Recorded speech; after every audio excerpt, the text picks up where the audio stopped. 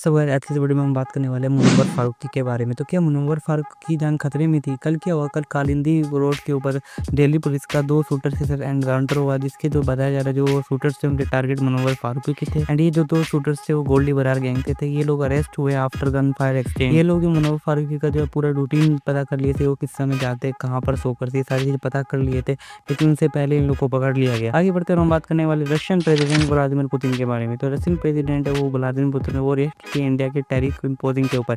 आपको पता ही होगा कुछ समय पहले जो यूएस इंडिया के ऊपर टैरिफ लगा रहा था, क्योंकि हम रशिया से पेट्रोल लेते, इस कारण से वो हम पे टैरिफ लगा रहा था। एंड मेडिसिन पे वो 100% टैरिफ लगा चुका है एंड अदर आइटम्स पे उन्होंने 50% टैरिफ लगा रखा है। इसके ऊपर रिएक्ट करते हुए रशियन प्रेसिडेंट है उन्होंने कहा, Trump imposing tariff on India for engaging in business with Russia. India will never accept humiliation. I know that and I know PM Narendra Modi too. He also said Narendra Modi would nuclear losses it stop buying Russian oil and energy। इसके related आपका क्या कहना है comment बता सकते हो। आगे बढ़ते हम बात करने वाले सलमान खान के बारे में। तो क्या सलमान खान एक्सपोज हो गए? क्या हुआ, जब बचपन सलमान खान 4th क्लास में थे एंड उन्होंने इसके रिलेटेड एक शो में स्टेटमेंट देते हुए कहा था कि जब वो क्लास 4 में थे एंड वो जब फीस नहीं पे कर पाते थे, जो उनको किक आउट कर दिया जाता था स्कूल से।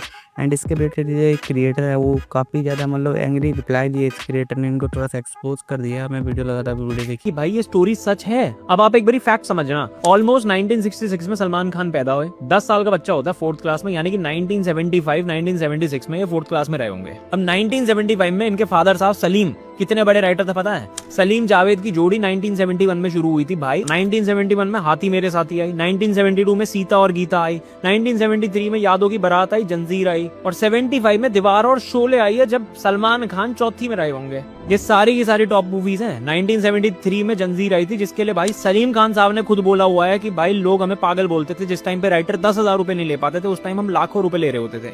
1975 जिस साल भाई सलमान खान साहब 4th क्लास में रहे होंगे, उस साल सलीम जावेद ने 3 लाख रुपए लिए थे दीवार मूवी के लिए। अमिताभ बच्चन को पता है कितने मिले थे? 1.5 लाख रुपए। ये पैसा पता है कितना होता था उस टाइम पे? बैंक क्लर्क टीचरों की सैलरी होती थी 500-600 रुपए, आईपीएस ऑफिसर को 2,000 रुपए मिलते थे, और स्कूल की फीस 10-20 रुपए हुआ करती थी। मैं कहता हूँ भाई सबसे महंगे स्कूल में भी आप होते होगे तो 50 रुपए महीने की फीस होगी। आपके पास पैसे नहीं थे भाई। ये सिर्फ 2 ही केसेस हो सकते हैं। पहला, बेफिक्री इतनी थी कि भाई पैसे आए और पैसे सारे उड़ा दिए, बच्चे की फीस देना ही भूल गए। और दूसरा कि ये बनाई हुई कहानी है, और बनाई इसलिए गई है ताकि भैया मासेस के साथ, मिडिल क्लास आदमी, हिंदुस्तान के लोगों के साथ एक कनेक्शन बैठ जाए, उनको लगे यार भाई का भी स्ट्रगल रहा है। बात करने वाले राहुल चावला के बारे में। तो एक डॉक्टर है राहुल चावला, ये धीरे धीरे डॉक्टर बनते रियल है एंड ये ranking king, all India ranking 1 है। इनकी इन्होंने एक्सपोज कर दिया एक डॉक्टर को। आप देखिए वीडियो। मैक्सिमम प्राइवेट हॉस्पिटल्स लूट रहे हैं। इस देश के ज्यादातर प्राइवेट हॉस्पिटल्स लुटेरे हैं, ज्यादातर डॉक्टर्स लुटेरे हैं। मैं जिसने ऑल इंडिया टॉप किया था मेडिकल एंट्रेंस एग्जामिनेशन में, सफदरजंग से और एम्स से पढ़ाई की और अब अपनी प्रैक्टिस कर रहा हूँ, मैं एक लुटेरा हूँ।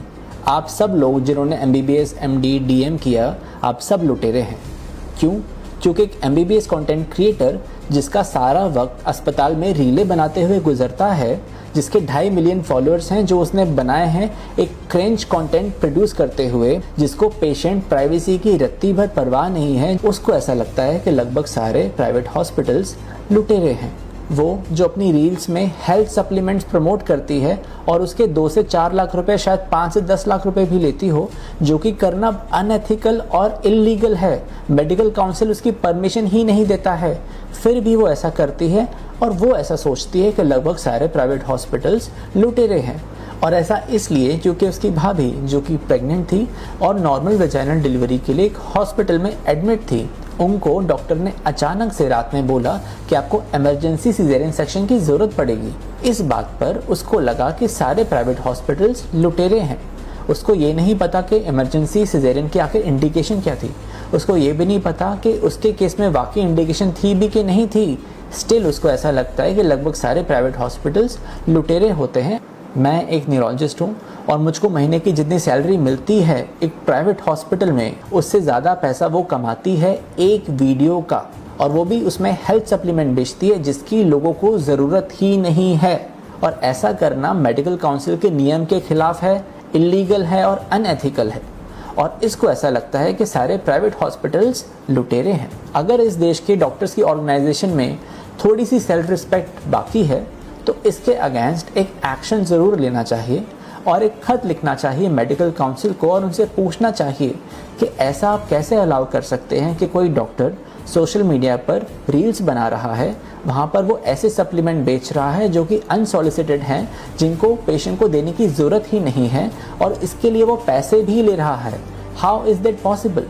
और ऐसा जनरल व्यूअर, आप मुझे एक बात बताइए, आपको अगर अपनी हेल्थ डाउट पूछना है किसी से तो आप ऐसे स्पेशलिस्ट डॉक्टर से पूछेंगे, ना कि किसी MBBS क्रिएटर से जिसने सिर्फ ChatGPT देखते हुए अपनी रीलें बनाई हो। हम बात करने वाले एक वायरल वीडियो के बारे में। यहाँ पे एक वायरल वीडियो सामने आया जिसके अंदर एक जो औरत है उनको पुलिस ने रोक दिया मंदिर के अंदर आने से, क्योंकि वो शॉर्ट ड्रेस में थी, इस कारण से उन्हें रोका गया एंड उसके बाद वो वहाँ पे चिल्लाने लगी थी। आप ये वीडियो देखिए।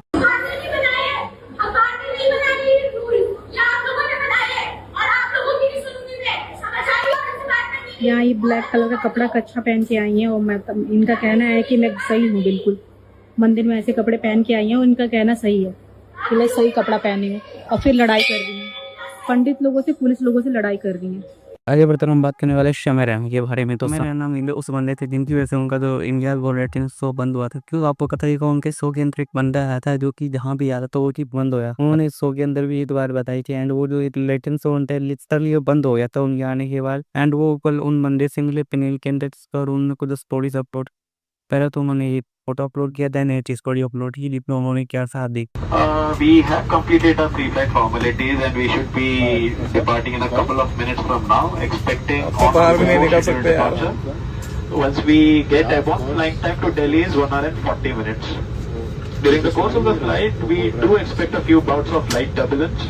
Absolutely nothing to worry about. It's because of the prevailing monsoon conditions over the Indian subcontinent. Request all of you to please follow cabin crew instructions very diligently. This is very important from the point of view of your safety.